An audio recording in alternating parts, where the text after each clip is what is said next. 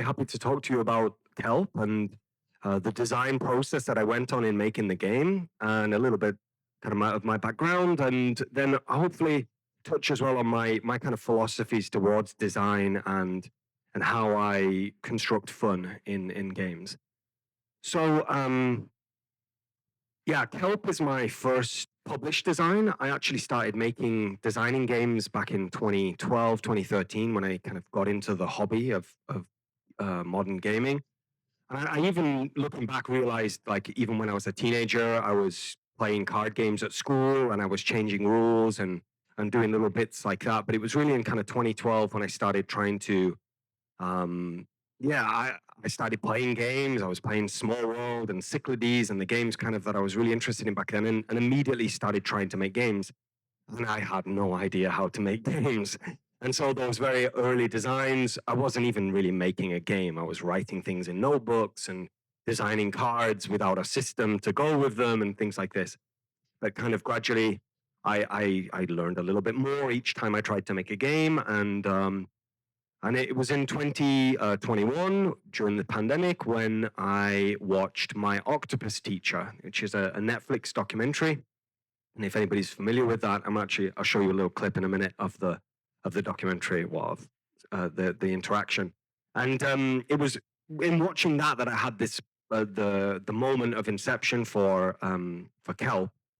And then around that time, I was also starting to really absorb a lot of board game design stuff and podcasts and videos and books, and those two kind of things went in hand in making it. And so let me show you a little bit about the moment of when Kelp came into being in my mind. Because, well, two documentaries came out kind of simultaneously with the same footage. It was a BBC documentary and My Octopus Teacher. If you haven't seen My Octopus Teacher, I highly recommend it.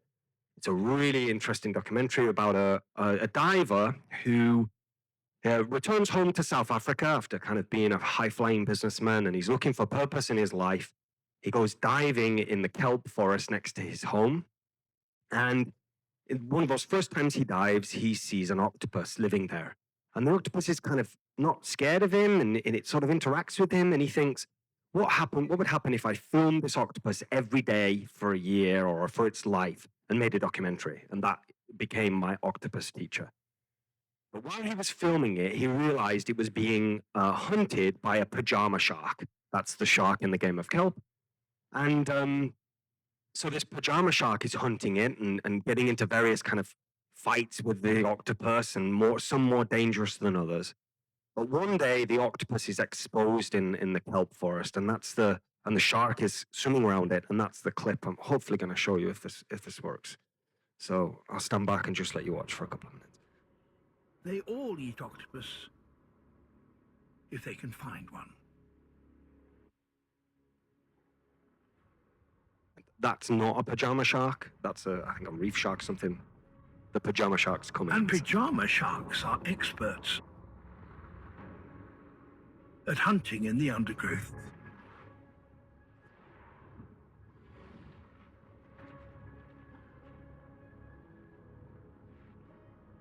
Time to disappear.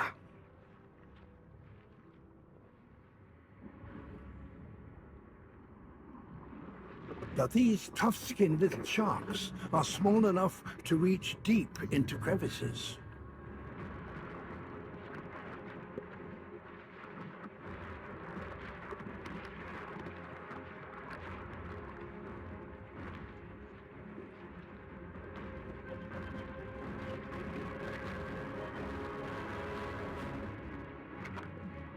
But the octopus is far from finished.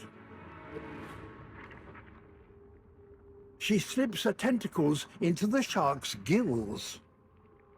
That prevents the shark from breathing. So the shark has to let go.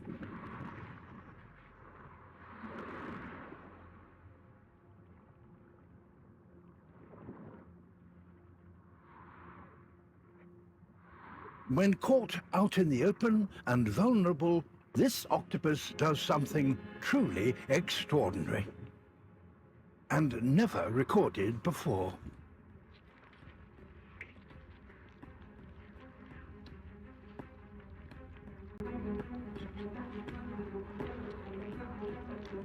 She disguises herself with the protective armor of shells.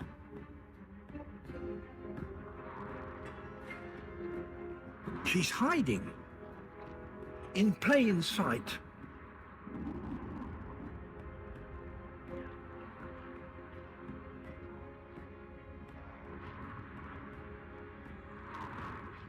The shark can sense its prey.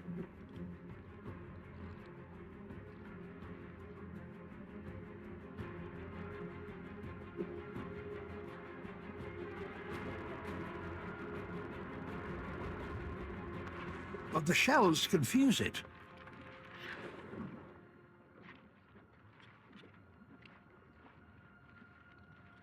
In a forest full of hungry mouths, superior wits allow this octopus to stay alive. So, thanks for bearing with me for that.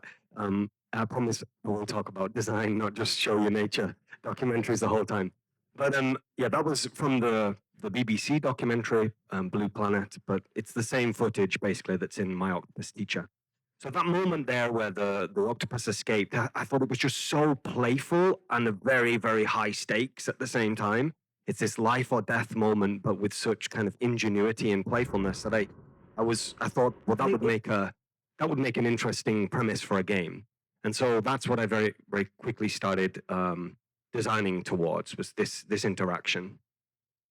So I'll just pause there for a second and tell you more about the game in a minute, but something I'm going to talk about throughout this is kind of my approach to fun in designs of games.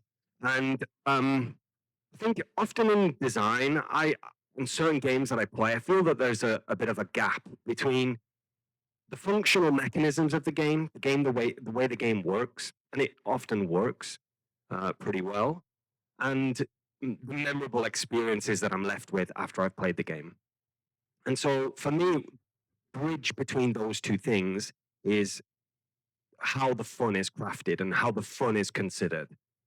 And so I'm going to talk really specifically about the nuances of fun, because often when we say a game is fun, what do we actually mean by that? And we can mean many, many different things. And I think when you very carefully consider as a design what kind of fun you want your players to have, that's what leads to more memorable experiences. So I'm going to touch on that as well. I'm not going to go into these in detail, but these are, I've started to kind of compile 25 forms of fun, and it started out as 20 forms, and it's kind of gradually growing as I come across other ones. But you can see that fun could be comedy. It could be that something was funny in the game. It could be that somebody failed and everybody else laughed, and that was a funny moment. It can be the sensation, the kind of haptics of the game, and just you can leave an experience thinking that was really fun, and it was actually the way the game felt in your hands contributed towards that. And so, yeah, you get a sense of that, and we'll talk about some more of them and the specific ones to Kelp a little bit later. But there you go. Often as well, when I think people talk about games, and often designers, I think I've heard asked often, did you start with the mechanism or the theme first? And clearly in my game, the theme was important, and also some mechanisms kind of simultaneously arrived. But I think more important than the mechanism versus theme debate is the mechanism plus the theme plus the specific emotional experience you want your players to have. And it's actually this last one that's the key, and you need to fit the mechanism and the theme to those. And it can be that the mechanisms and theme are interchangeable or changeable, but this core experience needs to be rock solid in the design to kind of get you there. So, April 2021, I've just watched My Octopus Teacher, and I've got this idea for a game. And I knew quite early on I wanted that to be a two-player asymmetrical game. Really obviously from the video, it's a shark hunting an octopus. And I had this idea that it would be cool if it was a dice pool builder versus a deck builder. Kind of two sides would be an interesting combination of mechanisms. The theme was obvious. And the specific emotional experience that I wanted was kind of two sides to that. I wanted a tense, like heart pounding, your back is against the wall, but you've got to keep a poker face for the octopus. And I wanted the shark to kind of be a little bit mischievous almost, but also I wanted these aha moments, like, aha, I've got you. I knew you were there. Those kind of things to take away at the end. Oh, the clicker. Is the clicker? No. Clicker's stopped working. Tech. So, not sure.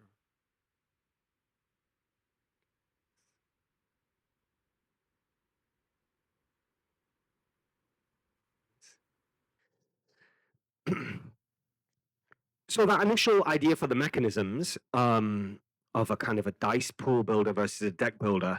So the initial inception for that came from what was my favorite game at the time. It's now my second favorite game, but Android Netrunner, my favorite cosmic encounter, if you're interested. But if you don't know Netrunner is a game by Richard Garfield, who made Magic the Gathering. It was his kind of follow-up game, collectible card game after Magic the Gathering. And it's a two-player asymmetric game where one player plays a futuristic corporation, imagine Blade Runner, like the kind of big evil corporation, and another player plays a hacker. And the hacker is trying to infiltrate the systems. So the hacker sits on that side of the board and has kind of programs to get through the security systems of the corporation. And they're trying to find these hidden cards that are in the corporation's play area. So they might be hidden in the deck, or in their hand, or they're kind of trying to advance them, trying to complete these cards, these agendas. So it's a cat and mouse game where one player is kind of attacking and one player is defending, but they're both kind of trying to find and control these cards.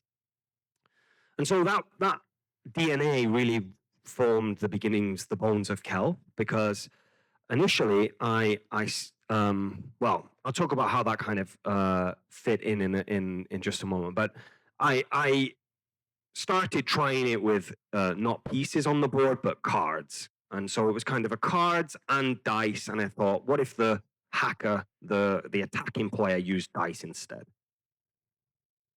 Another kind of inspiration in the early design was a game called Spirium, which is hard to find nowadays, but it was a cool worker placement game where you place your workers on the intersections between cards. So you see the blue player there is playing in between two cards. They're basically saying, I'm going to get one of those cards. I'm just not sure which one yet. It'll depend on the outcomes later. So the more players are next to a card, the more expensive the card becomes, things like that. But I really like this idea that meeples were placed on the intersections between cards. I thought that was a design space that's not really been explored very much, this kind of negative space. And kind of partnered with that, one of my favorite games, and completely underrated game, which is also hard to find and also has, I apologize to the artist, art that I'm not so fond of. But it's a really underrated game by Michael Schott. Basically, in this game, it's a two-player lane battler game. If you've ever played Hanami Koji, it's a little bit like Hanami Koji with dice. On your turn, you take two dice, you roll them both, and you choose one of them to place on a card. And there's a sequence from 1 to 6 of the card row, and you're fighting over majority. So in this case, the red number 3 card there is controlled by the red player because they've got 2 dice versus 1 dice. You kind of battle over the cards, and then they're resolved and they're scored. What I really liked about Shanghaian is that you're rolling just 2 dice on your turn and choosing one of them to place. And it's just something about that, just rolling 2 dice. And I think lots of classic games have that rolling of 2 dice. They rattle together, you shake them in your hand. There's a lot of kind of haptic things that are really satisfying in that. So I thought that was also an interesting design space that I was going to kind of carry forwards. So a couple of months later, I've got my first prototype ready, and it looks like this. And initially back then, it was a very much a deck builder, but more like a hand builder game. So if you know deck building games, you generally buy cards, add them to your deck, you shuffle your cards up, and you draw 5 of them every turn, and you kind of play them out. Well, I imagined, well, what would happen if you were actually your hands were already laid out? So this is a hand of cards, and it shares this card with this hand of cards, and this hand of cards, and this hand of cards in kind of quadrants. And the idea was that you would flip a card over, and it would have an effect on it, like swap two cards in this quadrant, or swap a card in this quadrant with another card in another quadrant. And you were trying to move this octopus card around, keep it hidden and away from the shark. And the shark was swimming around on these tracks, following these kind of paths in particular directions, placing dice on the board for various effects. And there was a big problem, and you've possibly already seen what it is that you've got face down cards that you have to keep track of. And in this version, there was 17 cards. I had another version slightly earlier in this. I had about 25 cards or 26 cards. And that's a lot of face down information that you need to track as the octopus player. And you would also end up getting in these kind of loops where you actually had remembered your cards, but you'd forgotten one of them, and maybe you'd forgotten where the octopus was. So then you needed to reveal a whole other bunch of cards to kind of pretend that they weren't the octopus. So you would get in these loops of revealing cards that you knew, but then also searching for cards you didn't know. So it didn't really work at all. But the shark mechanism, the shark moving around, kind of immediately felt like that had something in it. And I knew if I could just crack the memory problem, that the octopus had some potential there. So I kept kind of working on this. I tried a couple of versions, tried out some different effects and how many cards were available at any time, but it still kind of persisted with this memory element. I tried implementing some other systems, so a market for each player with a pretty witty name for the shoptopus and the sharket, which I was pretty pleased of. I tried to get them into the rulebook of the game, but the publisher was having none of it. So, but there you go. You can call it your shoptopus and your sharket if you're playing the game. So I'm kind of starting to develop other systems in the game, but really there's something fundamentally wrong with the game, which is this memory element. So I'm trying to kind of work out how I'm going to fix that. So I thought I'm going to give you a few kind of design tips if there's any designers in the room or budding designers. And the first one is that you need to find the balance between iteration, between changing small things, and knowing when's the time to radically reinvent a system. And I playtest lots of games as a designer and part of lots of design groups, and I see lots of players really like doing really small iterations. Designers are doing lots of really small iterations when something fundamentally is missing in their game, and they're kind of avoiding it. And in Kelp, I probably stayed on that first version a little longer than I should have done, but I was still learning finding my way as a designer, and I was also making progress on finding other systems out. But I probably did go a little bit longer than I should, wasted a bit of energy when I could have changed the core system. I'm working on a new game now, which is like a trick-taking game, a family trick-taking game, and we've made some really core system changes to that much earlier in the design, and I'm much more comfortable with that now. I think getting comfortable with that's key to making progress as a designer, knowing when, okay, now's the time I've got to really shake something up. So that came a couple of months later in August of 2021, when I showed it to a designer friend of mine, and he said, quite frankly to my face, and I'm glad for it, it sucks. The memory part is just never going to fly. You'll never do it with cards. Have you thought about using tokens instead? Just to have a little 3x3 grid and just have tokens, like really strip it down from 17 cards to just 9 and make them tokens. And then I thought, well, it would kind of work, but you still need to remember the tokens. But then I thought, if they were tokens that only you could see as the octopus player, then maybe that would work. If they were like kind of like stratego blocks that you can see but your opponent can't see. But then at certain times you do need to show them to your opponent. So I thought, like, what could I use? So I started looking through my games at home, and my second tip is use what you have. And exhaust all those options, because those constraints can really lead to creativity. And only when that happens, go out and buy something new and find the kind of perfect thing. But start with the things you've got first, because that might lead you in a kind of a slight new direction. And the only thing I had at home was a box of Jenga. And I thought, oh yeah, if I put like text or stickers on the Jenga blocks, then I would be able to see them, my opponent wouldn't. And I could flip them. They have different states that they can be in. That might work. You can see I've also at this point started to kind of move into other systems. I've kind of realized now that drawing a board, even as kind of basic as those last ones were, took a long time. A dry erase, you just get a piece of plywood, white paper on top, and then put like, we call it sticky back plastic. You just like laminate it. You can have a dry erase board that you can play with, and then when you need to change something, just erase it and draw over. So, little handy tip if you're thinking to design a game. Oop, I've pressed the wrong button. Excuse me. It's and a Lego shark. That is my childhood Lego shark. If this was high enough resolution, you'd be able to see the teeth marks, my baby, like children's teeth down the side of the mark when I put it in my mouth at some point as a child. I went digging through my Lego box, and that is my childhood shark that went through the whole playtest journey of Kelp, even to Essen. It was being tested at Essen, that shark. So use what you've got.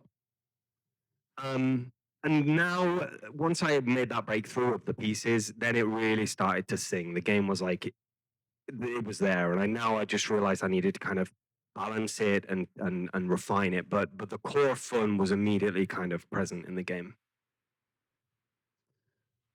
Oh, now my clicker, because I came out, now my clicker's not working. Sorry. Thank you.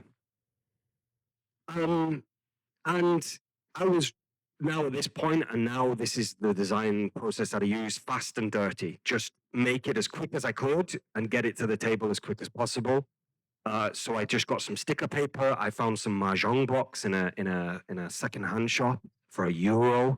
Best euro I ever spent was that box of mahjong blocks.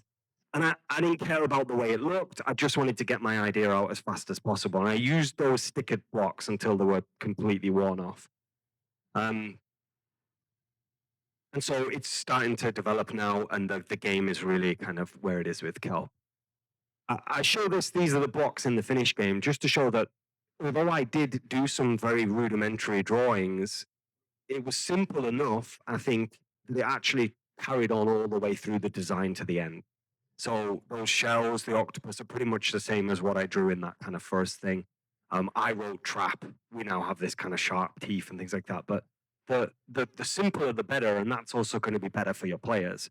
It's going to be easier to understand, and it's also easier to produce.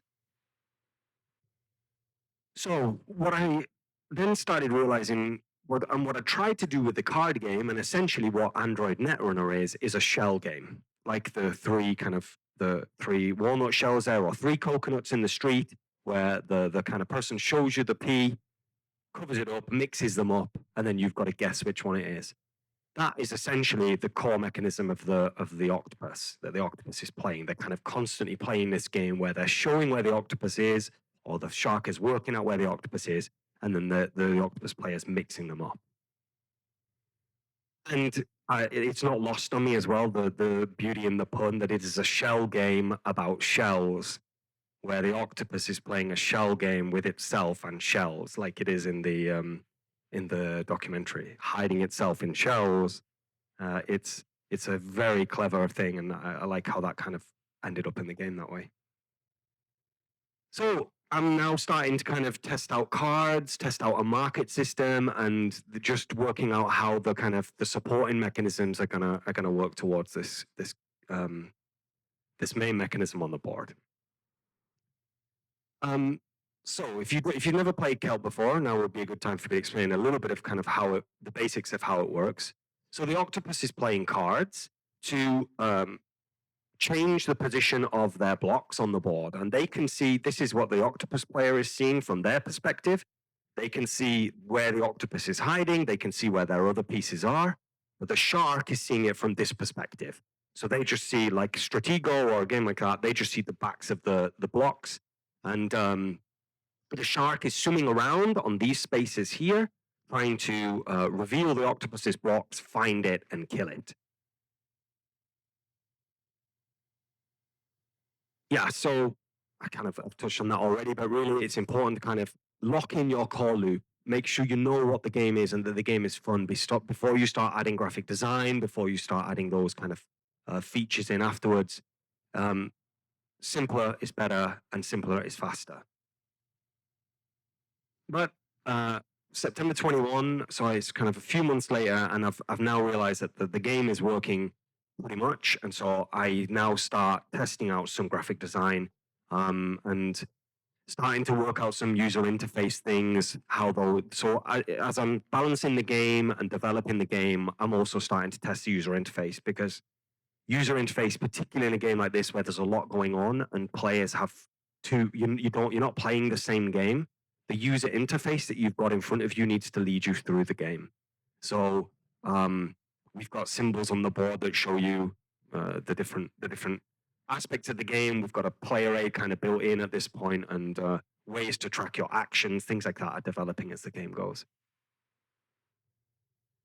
So I've talked a lot about the octopus, how the kind of octopus functions. But at the same time as kind of working out the shell game, I was starting to develop an interesting system for the shark, what I hoped would be an interesting system for the shark.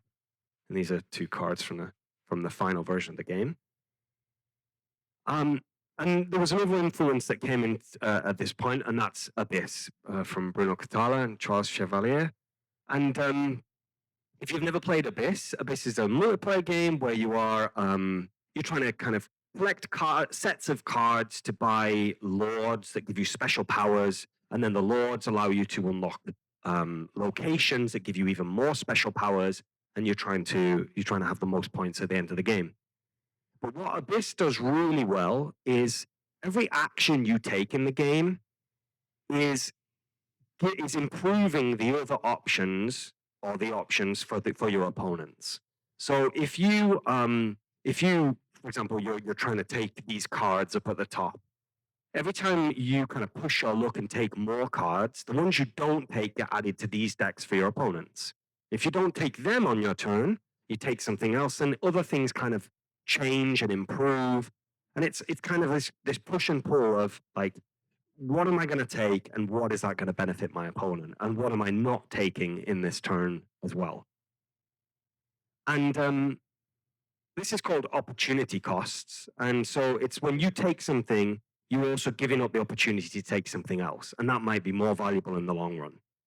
And I wasn't aware that it was called opportunity costs. I just knew that I liked Abyss, and I liked the way that I liked the crunchy decisions, but I didn't really understand it back then. But now I understand it better thanks to Tom Lehman, who's the designer of Race for the Galaxy.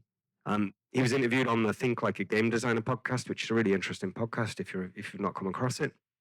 And he said, most strategic games are about decisions. And when you decide to do something, you're often also deciding not to do something else. There is a cost there, and that cost is often not appreciated by some designers.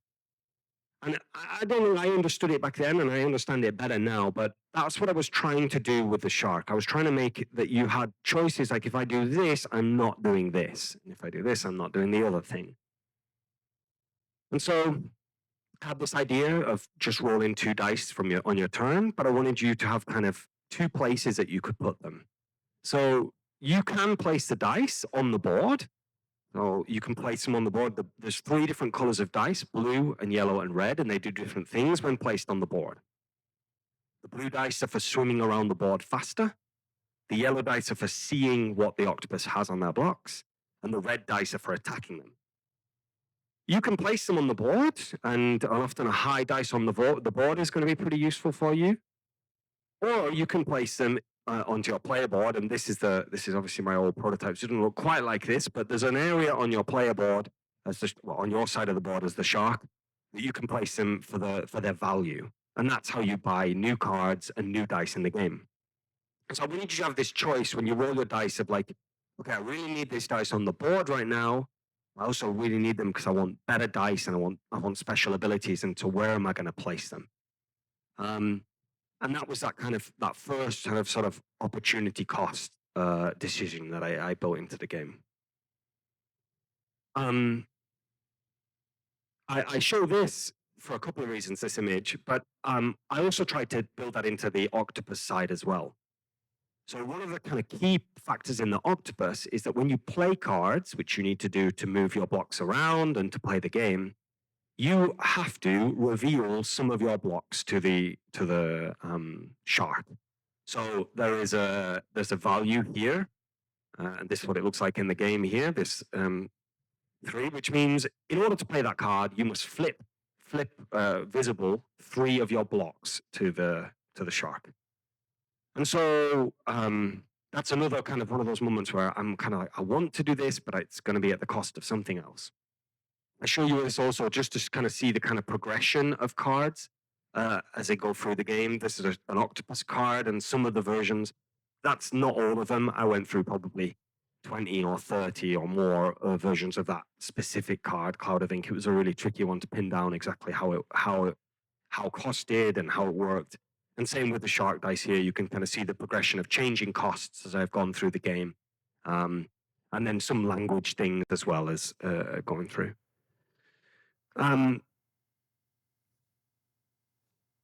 This is really important to me in how I think about games and the kind of games that I enjoy. And I don't remember where I read it or who said it to me, but it really stuck with me that in the theoretically perfect game, every turn would increase the tension of the game or release it, but one of those two things. And that the increments of increases of tension would gradually get bigger over the course of the game. So the biggest release of tension is on the final turn.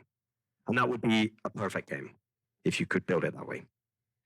So I really consider the way the game arc works in the game. And so that there is a progression and that players feel like they're developing, but they also feel like the end of the game is getting closer and closer and closer to them. And hopefully the levels of tension are increasing each time, each turn or each round up until this biggest release of tension in the final moment. So one other element that I put in, because I knew that if you revealed the shark and with one of your red dice and you were like, oh, I didn't even know you were there, and oh, you're dead, I've just killed you. It would be this big anticlimactic moment that if you could reveal it and attack it in the same action and win, it wouldn't actually feel satisfying for either player. Even if you knew where it was, you would just go up to it, put the dice on it, and then you'd say, and that's it, we're done. So I wanted this kind of final moment where piece gets revealed and there's a chance to escape. And not only that, that is what happens in real life. And that the video that I showed you at the beginning, the octopus did get caught and does, spoiler, get caught a couple of times by the shark and has these ingenious ways to escape. It can suffocate, it can fight back. It can use a cloud of ink and escape, confuse the shark. It can lose a limb and regrow the limb over time. So those are fight, flight, and flinch. Biologically accurate kind of strategies for escaping. So what happens is when the shark places their red dice on the octopus and reveals it, the octopus has this kind of final chance to escape. Both players know that it's on the line, that the victory could happen right now, and they each choose one of their 3 cards, and they're in matching pairs. So the flight strategy has a counter, flight, and so on. They have counters to each. They each choose a card simultaneously, place it face down, both reveal. If the cards match, the shark has successfully countered the escape and wins the game. If the cards are different, then the octopus gets to trigger their effect and escape, but then we remove that card and its matching card from the game. So the next time, it's a 50-50 chance of escape, and the third time, it's a 100% chance that the shark will win. And that was my kind of attempt to, again, build up tension so that if the octopus escapes, the next time tension will be even higher, and the next time it's going to be even higher. This is undoubtedly the most controversial part of the game. This is, I think, why people love it or hate it. And I'm comfortable with that. I would rather have a game that people love and hate than a game that people say is kind of fine. But it undoubtedly is. And it's because of this kind of moment here. Some people equate it to kind of rock, paper, scissors, that it's just might as well be random. But the one thing I didn't mention about those cards is that the effects on them are different. And they're more or less powerful based on the circumstances of the game. One is generally more powerful than the other two. But the octopus knows that, and the shark knows that, and there's the dynamic in play. So which one you choose has an impact. If you go randomly and you end up with the worst one, then you've got to suffer the consequences of that. If you escape as the octopus, you've got to kind of then survive on the back foot. If you've ever seen The Princess Bride, the movie, there's this moment where, and I'm ashamed to say I haven't seen The Princess Bride, except for this moment. But it's a famous moment when this character here poisons one of the two cups and offers it to the gentleman opposite him. And as he offers them, he does a little switch of them that he sees, and then he says, "You drink one, and I drink one, and we'll see who lives." And he goes on this big monologue about, well, I know you would not put it in your own drink, and therefore you've put it in mine, but you knew that I would know that, so instead you put it in my drink and not in your own drink. And he goes on this very funny monologue about it. But this is really the moment, and you will either love this or hate this, but it is about kind of reading your opponent's mind and saying, would you have done that? And I know you would have done that, so will I go the other way, or will I stick to what I thought originally?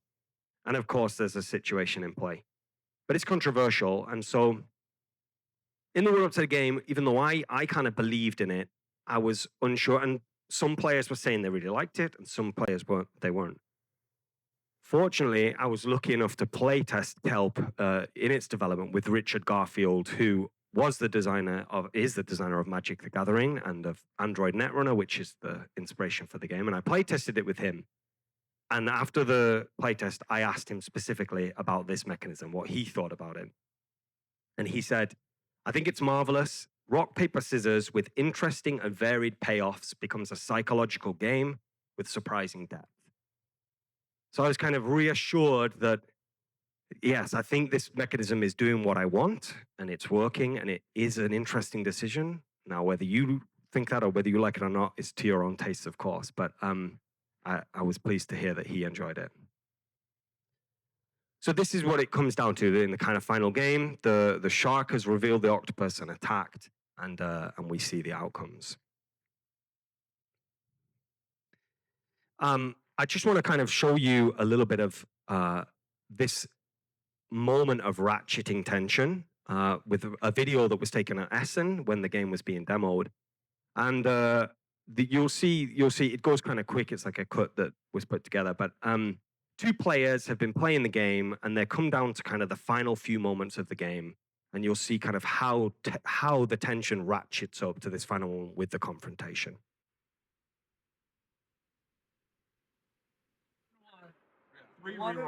This is it. This is it for the game. Is he gonna screw me here? Once again, I don't know. There it is. Wow. Oh my God. Yes, 3 rerolls. Oh my God. Okay. I think you need to start doing good in the world. Your karma. Yeah, take this one. Take a new one. They wouldn't believe it if he wasn't recording.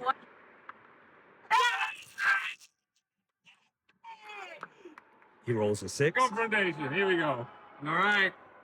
This is it. Down to the final moment. There you go. He's already escaped once, so he's down to the second card. And he escapes with a 50-50 chance he escapes. We're back. And it's sort of this moment that builds up. They've already escaped once. The octopus is about to, he shows at the beginning his kind of food card. He's got 3 food on the board, which means on the next turn, if he escapes it, he wins anyway, because he'll eat the final food. He's next to the food. He's saying, I'm next to the food and I've got the card. So it's kind of all of these things have aligned to this final moment, which builds up the tension in this way. So I mentioned at the beginning about the main forms of fun in Kelp, and I'm going to circle back to them now. And I think they are...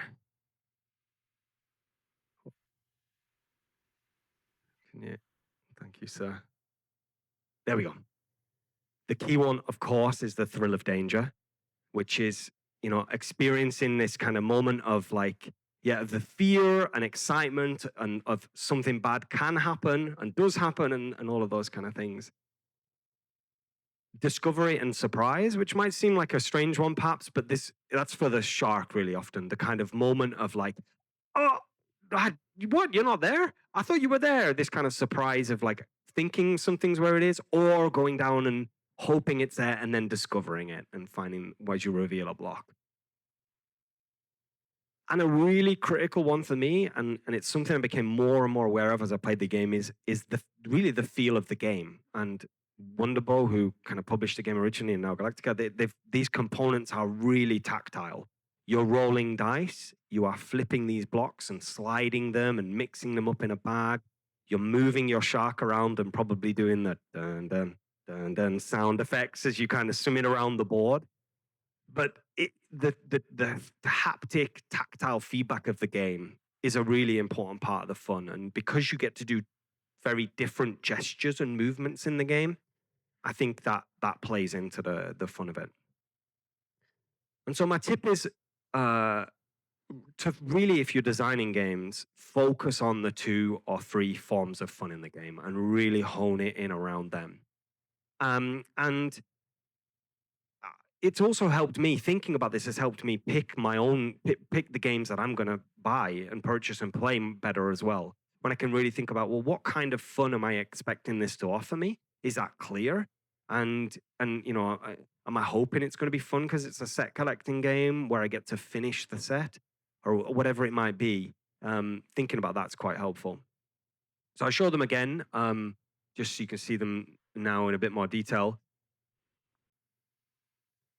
And this form of this 25 forms of fun, I've not come up with all of them myself. A couple of them I've kind of thought of, but this has been kind of formed from these various other writers and philosophers and people that think about games. If you're interested to know more, you can check them out, and they've got some really interesting writing about those various forms of fun and elements of it. So, real quick, I'm just going to go through a few of them. And I'm also a teacher, so I'm aware that you've been sitting and listening for quite some time. So feel free, if you can think of a good example of one of these and you want to put up your hand and say, there's a good example of what is a game that's fun, please feel free to. Otherwise, I'll just kind of throw some out. But application of an ability, this is when you get to use some skills that you have or knowledge in a game. It's why trivia is fun for a lot of people, because you get to use something that you have. For me, a game where I get to use kind of my abilities, I'm an actor and a teacher as my day job. So Werewolf, playing a social deduction game, allows me to kind of use body language, read body language, manipulate my own and change my facial expression, my voice, all those kind of things within that context. So I get to use those skills within a game, and it feels fun while I'm doing it. Beauty, of course, is the artwork of a game. It's how it looks, what the components look like. But I think games, when you're left with a feeling of the beauty of the game being really powerful, is when the game encourages you to interact with the beauty of the game. Maybe you have to find things like escape games are really fun for this because you have to look within the art. Or games like there's a painting game where you're layering things on canvas, thank you, yeah. Or Dixit, right, where you actually engage with the art. That's when it becomes kind of when you afterwards you say that was fun, and you're actually meaning the artwork was also fun to engage with. Being silly, of course, in a game can be fun, and games encourage that. This is a big one, and in many games, as gamers, we often just enjoy the challenge of learning a new game and mastering it and working out how it works and how I can get better at it. So this is built into tons and tons of games just implicitly. But I think you can really focus and help players, give players a long trajectory with the game where they can really develop a lot. Or some players want to master the game very quickly and get frustrated if they can't. So considering how your game functions in those terms is important. Collecting, and specifically completing sets, and there's a kind of a correlation between how long you build a set for and the satisfaction, the payoff at the end of it can be important. Comedy, and specifically when a game makes you laugh or the people at the table make you laugh, and games obviously built around that. Completion is putting that final jigsaw puzzle piece in, you know, and you've got your jigsaw and you put the final piece on that you get to complete a project. Being able to express yourself through a game and be creative. discovery and surprise, of course, in many, many ways. It can function in campaign games, legacy games, where we get to unlock boxes and things like that. But I think games can also have elements of discovery just built in repeatedly, where you get to find out new things by flipping them over or revealing them. Expressing yourself, your personality, things like that. Failing, obviously, Jenga's funny for everybody else who don't knock the thing or drop the remote. Failing can be satisfying for everybody else, but also can feel fun too. Can be a cathartic release. Immersing yourself in the fantasy of a world and being transported. Mischievousness, and that's also kind of, I hope, a part of it in Kelp, where you get to kind of giggle a little bit and rub your hands together as you know you're about to do something evil. Following along a story and finding out the endings to stories and where they kind of the journeys that you go on, character development. Putting stuff back in the box. And many people here just enjoy that moment, but that's also part of games, right? In Azul, just the satisfaction of moving the things over and having that nicely organized board, of making sure your cows and your sheep are all in little nice neat rows in Agricola or whatever it might be. We find satisfaction in that, and games that allow us to use that satisfaction as part of the game. It's important. Recognizing patterns, and just it's a reason I love Splendor, is when you kind of lay out the cards at the beginning of the game in Splendor, going, okay, I see a path through to one of the nobles this way. If I can get a couple of these cards, I can see this kind of path and pattern forming. Physical activity, dexterity games, being able to flick things and throw things, it can be really fun. Yogi, the game or those kind of charades, games like that where you do very physical things, can be a big satisfaction in that. Power is a good one, and it's something I hope as well in Shark, and the power of knowledge. There's power of knowledge, and there's power that I'm about to do something, and there's a correlation between kind of if you've got power, there's a bigger satisfaction if you're able to sit with that power for a little while before you use it. That kind of builds up the satisfaction. Being able to just immerse yourself, submit, and let go and relax and not think too much.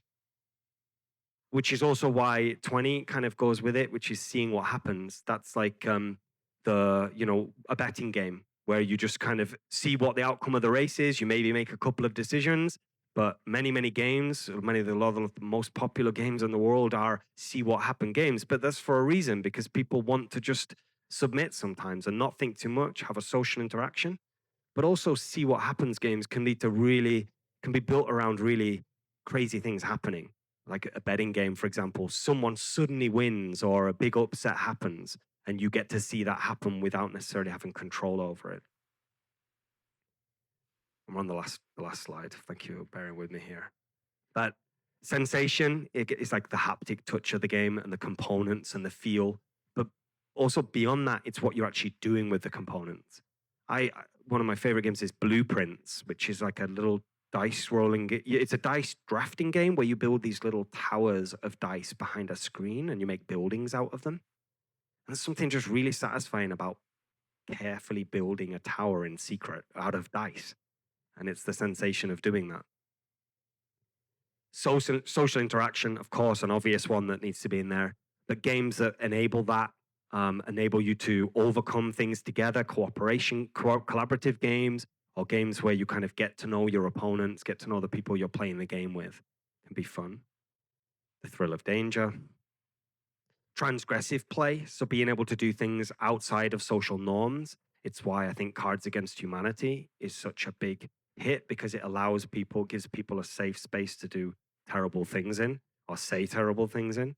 But there's games also that kind of break political or social norms, and that allow players who are in minority groups to feel empowered, or to feel like they're doing something that is kind of supporting things outside of the rules of everyday life.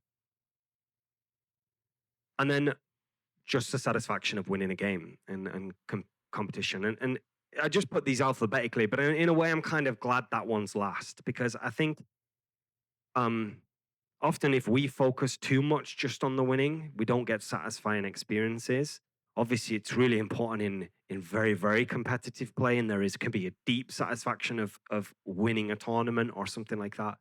But when that's kind of, and it's why games need to be balanced, of course, and fair.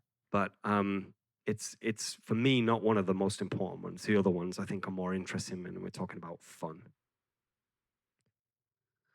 So if you are a designer or you're interested in kind of how games work, and let's imagine you've got a smash hit on your hands, I'm just going to pivot a little bit here into a story which you may or may not know about with Kelp. But don't try to protect your idea. A lot of designers online and new designers say, should I get a copyright on it? Do I need to patent this? Do I need, to get my players to sign NDAs? No, you don't. No one is going to steal your idea, especially if it's not formed into a game. Yet ideas are free. It's the process of going through years and years of work to get it into a product that really matters. But when you've got a product, you do need to protect it. And I'm going to tell you a quick story about what happened with Kelp. So as the Kickstarter was just wrapping up in 2023, towards the end of the Kickstarter, we started noticing that there were ads on YouTube and on Google for Kelp. And the Kickstarter hadn't even finished. It had not been manufactured. All of these were just renders or proof copies that the publisher had received, that Wonderboy had received. But they were starting to kind of pop up on AliExpress and on eBay, and we're thinking, oh, so there's these scams that are people they'd taken the images off the Kickstarter, that was a Kickstarter image, and were selling a fake listing and were trying to get you to buy the game. And people were buying it. You could see if you went on AliExpress, 30 copies had been sold, 50 copies had been sold, because they were very, very cheap prices, and there was this kind of buzz around the game. And so the Kickstarter ends, and Lyra at Wonderboy is like trying to get these scams taken down. She's reporting them. It's like a hydra. Every time one popped up, she'd take it down, and 3 more would pop up, and it just got more and more and more. It snowballed. And then about 3 weeks or a month or something after the Kickstarter finished, a person contacted Wonderboy's helpline and said, I've just received my copy of Kelp, and it's missing the rule book. Please, can you send it to me? And it had not been manufactured. It was not going to be manufactured for another 8 months. So it was going to start being manufactured 6 months from now, but certainly was not going to deliver for at least around another year. And so we said, can you send us some photos? And this is the photo that they sent. And you can see that on face value, it's kind of laughable, the quality. But then if you look closer, you're like, actually, they've gone to quite a bit of effort to make a kind of half product. So we had these promised embossed bags that are in the deluxe version of the game. And why there's 3 bags, I'm not sure, because there wasn't 3 bags in the game. But some dice, a couple of cards, no board, or the board was made of paper. You can see the box is made of paper. But they'd actually gone to the effort of making the game. And the way they'd done this is because we published on Tabletop Simulator in the run-up to the Kickstarter, the game. And with all the art, and it was all high resolution, not completely high resolution. It was an older version. It wasn't final. We were still kind of testing it, developing it, but it was all up on Tabletop Simulator. Because we didn't realize that if you go on Tabletop Simulator, which is it's like a Steam app, if you don't know, where you can play games, you can test games there. Lots of designers do use it. If you go on now, when you download the mod, which is the kind of the file of the game, everything is on your computer and you can access it all at the click of a button. It's all there. All of the cards, all the boards, they're just as PDFs, and you can just save them and they're yours. And that's what they did. They took our files off Tabletop Simulator and they were using them. But because it wasn't kind of final, and they did some strange things where they rewrote all of the text on the cards. So you can see that they've got in like spelling mistakes that weren't in our version. Like it says term. And the cards are kind of cheap quality, and the blocks were these kind of like 3D printed scans with weird stains on them, but they had the kind of the embossed back that we'd shown as a 2D image, and they turned that into a 3D image. They even included a Lego shark, which was not promised in the game. If you've seen Kelp, it comes with an injection molded miniature. But in our prototypes and in all the videos and the Kickstarter materials, we were using a Lego shark because they didn't have the injection molded version at that point. So the scammers included it's not even a real Lego shark. It's a fake Lego shark, but they included that in the game. I suppose it would have been a bonus if you'd got a real Lego shark. You'd have been like, oh, actually, maybe it was worth the 10, the 10 that I spent on it. So yeah, we uploaded final art and the complete game onto Tabletop Simulator, and you can download all of those files on Tabletop Simulator. We've since reached out to Tabletop Simulator and asked them, please change this, but there's no change as we know of yet. So that is still the case. So if you are thinking of uploading a game to Tabletop Simulator, or you know someone who is, make sure they don't upload any high-resolution images. Don't include any final art. Even if you include final art, but with a watermark, with the AI technology that you can use with Photoshop and things like that now, it's very easy to lift watermarks off. But don't use any kind of final arts. And if you can, only include part of the game, just a demo of the game, not everything, not all the cards, things like that. And same if you're showing images on a Kickstarter or something, make sure your images are overlaid. Don't show a spread of the cards with every card complete. Overlay cards so they're hidden and masked and things like that, and hold some information back. Unfortunately, it is, if you've bought Kickstarters, you know, you want to see the rulebook. You want to know that the game is complete and functions and has all of the correct parts before you buy it. But publishers and designers need to be a little bit more wary. And that's all I've got. But thank you so much for listening and your time. Depending on the time I'm here for some questions if you have follow-ups to that. And I'm also sticking around later. It's getting late now. This was supposed to be earlier, but my flight was delayed. But if there's time and you see me around and you want to play the game, I can teach you to. I'll play a game with you. But thank you so much for your time.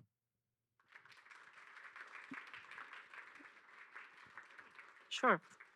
Do we have a question for Carol? Okay. Hi. So, what's your personal favorite? Shark or octopus? I guess octopus, since you were. You're asking me to choose between my children. And fortunately, I only have one child, so he's my favorite. But octopus for me, because I just love the heart pounding like poker face. I love an opportunity to kind of have. Again, it's the reason I love being the werewolf in Werewolf. I love kind of hiding my emotions and manipulating you to think what I want you to think. So the octopus. And wasn't it influencing the process of designing cards or rules mechanics for, like, shark is the baby you don't love that much as the octopus? Yeah, maybe. I mean, I think with the shark, perhaps I really tried to kind of emphasize the feeling of power, because that's the other side that I enjoy in the shark. And it's also being the kind of the mischievous one and saying that. So I think that said, although octopus is my favorite experience playing Kelp myself, I was the shark. And it was because it was one of those moments where we got down to the final moment. I was about to die. He was about to win on food. He'd done a big shuffle, and it was in two different corners of the board. And I had the red dice. I had to make a choice. Do I stay here or do I go to that one? And there was just something about, I read something in the way you put them out or something, or maybe it was just luck. But I swam, I used a special effect to be able to turn around. I swam down this long current. I went next to him. I placed the dice there and I flipped it. And I jumped up, he jumped up, the cat ran out of the room.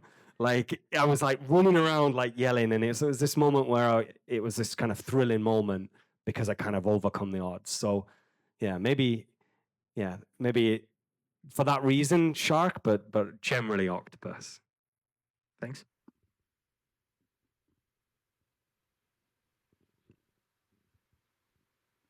Have you been able to fight off the fake products in the end or not? Pretty much. You will still see from time to time Temu. It pops up. I saw on Temu the other day it was 130 euros. And I know it's not the real one. It's kind of this where they artificially kind of boost up the prices based on the interest. So they're still out there, I think. We've stopped seeing, or at least people have stopped sending us pictures for a while through that time. The Kickstarter backers were kind of fighting it, taking them down. We were trying to get through to Amazon to get it signed, to get them to delist it. But because this is the first time it's ever happened to a non-published game. It happens all the time with Stonemaier games. Like when there's loads of fake copies of games on the market, but they're really good quality, and the game is already on the market. So there is some protections to get them taken down. But Wonderbow at that point didn't even have it. They had it registered on Amazon, but they weren't selling it. And because of Amazon is all controlled by bots, all their customer service and things. So they were just talking to these bots, and the bots were saying, "Can you show us your proof that you are the seller?" And they were like, "It's not even for sale yet. We can't prove that we're selling it because we're not selling it. These people are first." So it took a long time to kind of get all those things in place. Now it's on the market. It's easier to take them down, but they still exist on certain marketplaces. And in the last few years, there's been this kind of big uptick of sites like the ones I just mentioned. And yeah, unfortunately, they still exist. So be very vigilant. And it's happening more and more with lots of games. And I think this will become more common. We were just the first. I had a question about your future games, because you said that the next game you are doing is a family trick-taking game, but I'm wondering, do you plan to go back to this two-player competitive games in the future, or is this something you are leaving behind, and do you want to try something new? No, yeah, I'm still working on those things as well. So I'm actually working on Kelp Junior at the moment, which is pretty much done, which is the two-player, the kids version of Kelp for kind of 6+. Expansions for Kelp as well. But my kind of big project is another two-player asymmetric game, also animal themed with an interesting dynamic between two animals, which is called Den, and it's about a fox and a badger. Because in nature, there's a really interesting dynamic, which you may not be aware of, which is that the badger, badger, badger, it's the big kind of dog-like, bear-like thing, black and white, lives underground. The badger is the dominant animal in this dynamic, for sure. But foxes are lazy, and they sometimes try to move into the den of a badger. And they do that by paying rent, basically. They bring gifts of food over a period of time and leave the food for the badger. And the badger kind of accepts it and permits the fox to live in the den. But there's also evidence that badgers and foxes hunt together in this dynamic, and sometimes even raise families together. There's kind of been footage of baby foxes rolling around with a badger in the field.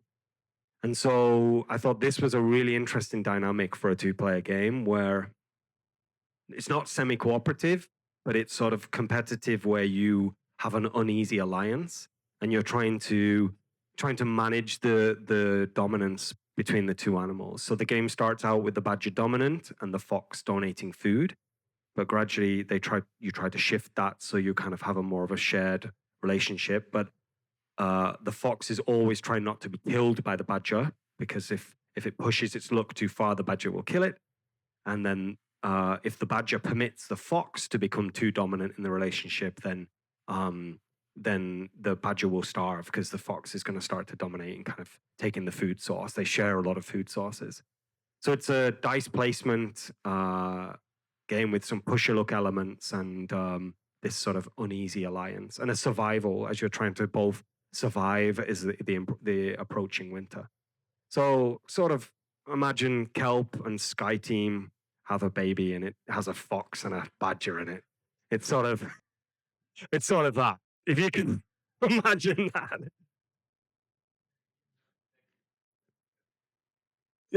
yeah, exactly. Yeah. Yeah, but it's going to have like it's going to have little cartoon drawings. You saw my octopus skills, like on the blocks where I drew the octopus and the shell. So if you see a game on Temu with some like cartoon drawing of some of that looks like a dog, but it's black and white. It says Badger underneath it, then it's a rip-off of my new game. Yeah, and then the trick-taking, I've co-designed a trick-taking family game that I'm also excited about, and I've got a few other irons in the fire, as we say, a few other projects that are ongoing, but nothing confirmed yet.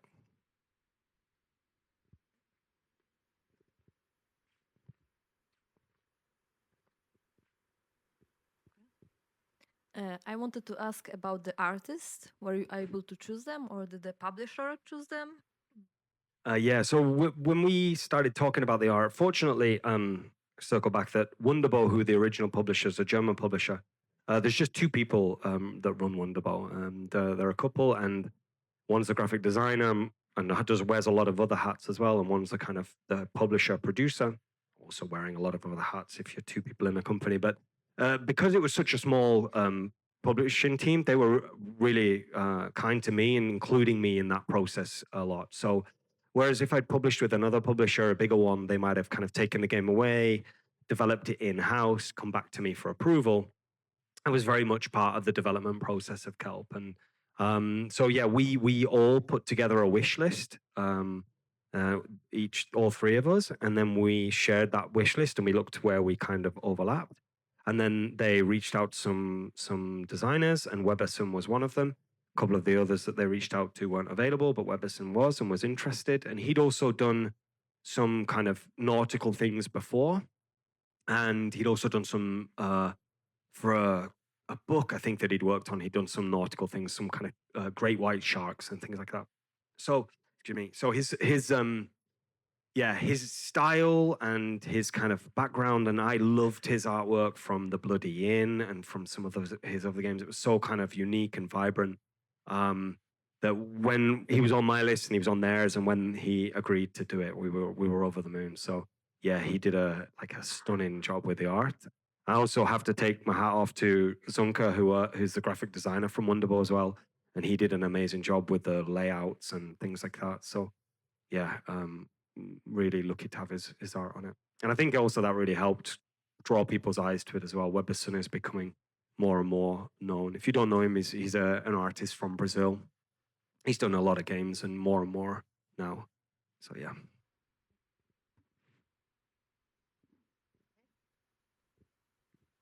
Do we have any other question? Okay, upstairs. 1 second.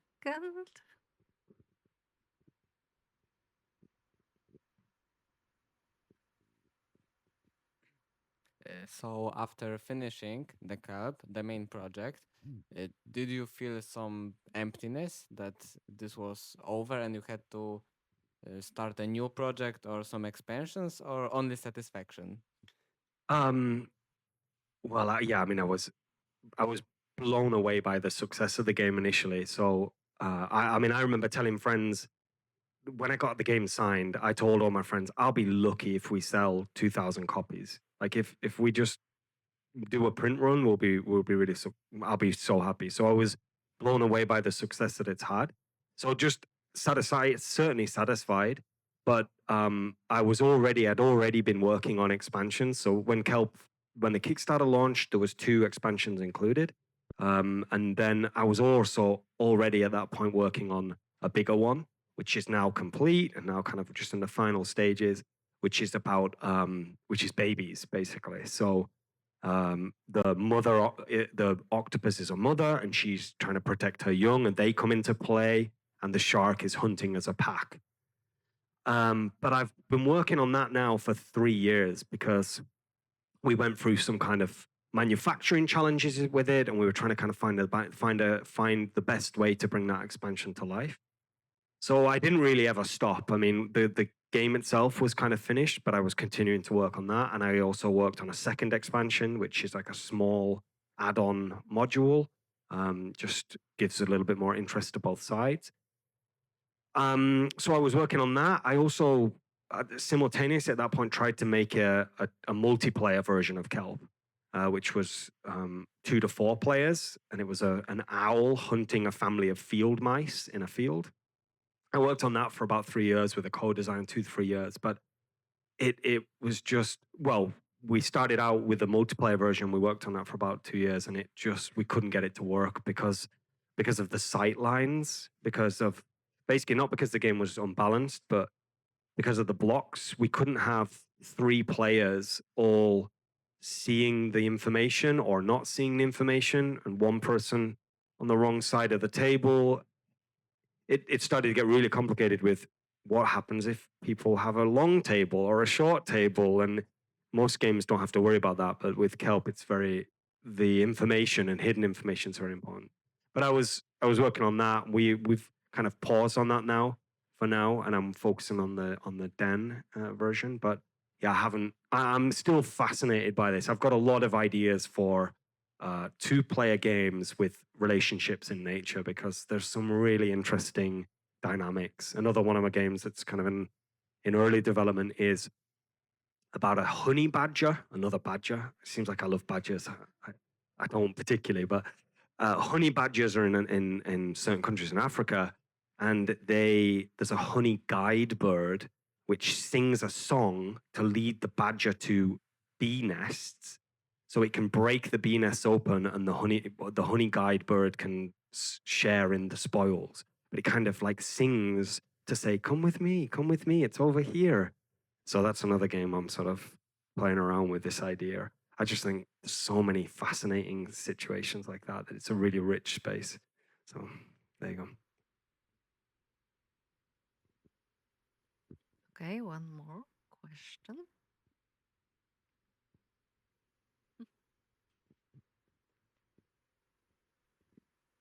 So you are making a lot of games about the dynamics between the species, right? And you mentioned that you are a teacher. So are you a biology teacher, or this is your personal interest? Yeah, I'm a drama teacher, actually. Teach theatre. So yeah, I mean, I think when I was at school, I was interested in biology, but then I went on to study theatre. So I think had I not watched My Octopus Teacher and then made Kelp, I don't think I would have then. It's because I then started looking for these situations afterwards, like, oh, what other relationships are there between 2 animals that are interesting? And then I found the other ones. But I grew up in the northwest of England, in the countryside, on a kind of half on a farm, half in the town. But I was always surrounded by nature. I played out in nature all the time, and so particularly that's why the fox and badger thing I think resonated with me. Kelp is sort of the outlier because it's the sea, but a lot of them are like woodpeckers and owls share a relationship, and various things like that. So I think I like to think I'm in touch with nature, and I enjoy being in nature, and I think I also was before Kelp looking for games that had a nature theme, but they often didn't feel like you were doing the nature, living the nature. You were just running an engine, to speak of Wingspan or something like that. You don't really feel like you're the bird, or you're really doing much with the birds. You're just running your engine. It's kind of like a omnipotent god or something like that. So I felt something lacking, and so I think that's also what drives me now. Is I want to be the nature, in the nature, not just see it as the artwork on the game. That's beautiful. So that's sort of also a driving factor, and I think there's still a lot of space there. So maybe one more. Sure.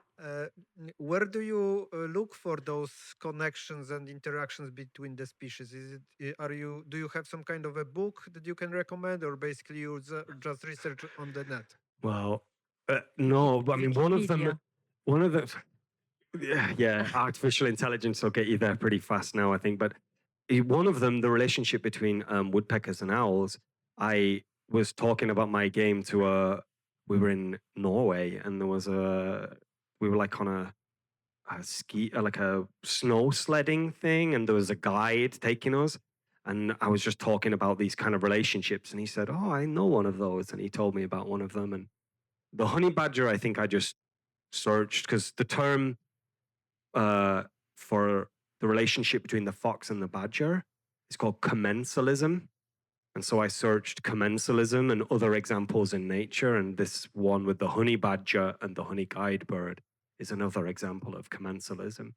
but there's obviously cooperation between species, symbiosis between species, but there are some other brackets in between where the dynamic between the dynamic in the relationship isn't an equal one, or is one, or it could be a parasitic one. But there's often these kind of relationships that are, especially if we compare them to human psychology, create very interesting dynamics in that situation. I mean, a parasitic relationship would be really interesting, perhaps not a nice game, but these can transfer to tell us about our kind of relationships. So, yeah. Thank you. Okay, I think we've got every question covered. So thank you very much, Carl. Thank you. Thank you all for your time. Really appreciate it.